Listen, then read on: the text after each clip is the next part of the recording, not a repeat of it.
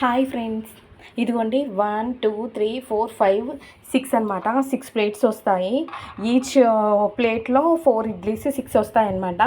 కానీ ఇదిగోండి ఇందులో ఉన్న పిండి అంతా ఆయిల్ రాసేసి పెట్టాను. ఒకప్పుడు అయితే ఇందులో ఒక వైట్ క్లాత్ వేసి ఇడ్లీ పెట్టేది. కానీ ఇప్పుడు నాకు చిన్నపిల్లలు ఉన్నారు కదా, వైట్ క్లాత్ వేసేంత కంఫర్టబుల్ లేదనమాట. అంత టైం కూడా లేదు, పిల్లలతో బిజీ నేను. సో ఆయిల్ పెట్టేసి ఇడ్లీ పెట్టాను. ఇదిగోండి ఇందులో జీలకర్ర, వెల్లుల్లి, సాల్ట్ వేసానన్నమాట.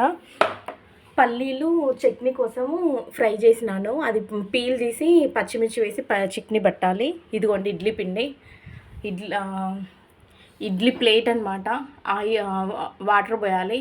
వాటర్ పోసేసి ఇలా పెట్టాలి. ఇదిగోండి ఇదంతా ఇందులో షిఫ్ట్ చేయాలి. చూసారా, ఇదిగోండి అది ఇడ్లీ అవుద్ది. ఇది మిగిలిన పిండి ఫ్రిడ్జ్లో పెట్టేస్తే, మాకు చిన్న పిల్లలు ఉన్నారు కదా, అలా అనమాట.